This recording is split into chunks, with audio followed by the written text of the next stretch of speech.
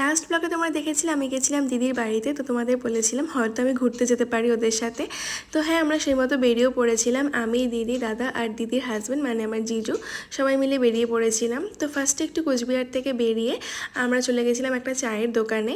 তো এখানে চাটা বেশ ভালো লাগলো, দিদিরা এখানে মাঝে মাঝে চা খায় বলে এখানে ফার্স্টে চাটা খেলাম। তারপর চলে গেছিলাম একটু আলিপুরের দিকে। আর আলিপুরের দিকে ঢুকতেই দেখি প্রচুর বৃষ্টি শুরু হয়েছে, মানে যাকে বলে ঝমঝমিয়ে বৃষ্টি। তো যাই হোক, তারপর আলিপুর থেকে বেরিয়ে একটা চপের দোকানে দাঁড়ালাম। এখান থেকেও দিদিরা মাঝে মাঝে চপ খায়, তো আমিও খেলাম, বেশ ভালো ছিল।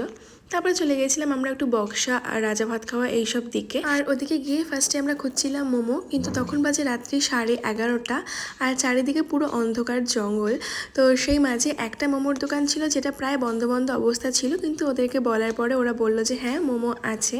তো আমরা তো বেশ খুশি হয়ে গেছি যে এত রাতে এই জঙ্গলের মাঝখানে ফাইনালি মোমো পাবো, এটা আমরা ভাবতে পারিনি।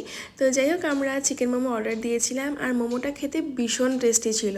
তো যাই হোক, মোমো খেয়ে বেশ ভালো লাগছিলো, পুরো বৃষ্টি বৃষ্টি ওয়েদার, এরকম গরম গরম মোমো, দ্যাট টু জঙ্গলের মধ্যে। তো যাই হোক, মোমো খেয়ে তারপরে স্যুপ খেয়ে নিয়েছিলাম, আর তারপরে নিয়েছিলাম একটা ওই জিরা কোল্ড ড্রিঙ্কস। তো তারপর আবার চলে যাচ্ছিলাম আমরা এবার চিলাপাতা ফরেস্টের দিকে। তো তখন বাজে রাত্রি প্রায় 12:30 আমার ঠিক এক্স্যাক্টলি টাইমটা মনে নেই। আর সেখানে গিয়ে আমি খুব একটা ভিডিও করিনি, কেন কি দিদিরা বলছিল চারিদিকে ভালো করে দেখ, হয়তো কিছু দেখতে পারবি, কিন্তু আনফর্চুনেটলি কিছু আর দেখতে পারিনি।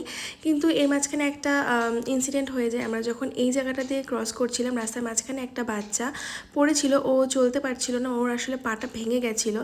তো দাদা ওকে রেস্কিউ করেছে, করে এজেন্সিতে নিয়ে যাবে, প্লাস ডক্টরে দেখাবে। তো কোচবিহারে এসেই একদম রাজবাড়ির উল্টো দিকে একজন ওয়েট আছে দাদাদের চেনা জানা, তো তার কাছে নিয়ে আসে কল করে। তখন বাজে রাত্রি প্রায় 1টা কি 1:30। তো যাই হোক, তারপর বাচ্চাটাকে দেখার পরে ওকে একটা ইঞ্জেকশন দিয়েছে, সাথে কিছু মেডিসিনও দিয়েছিল।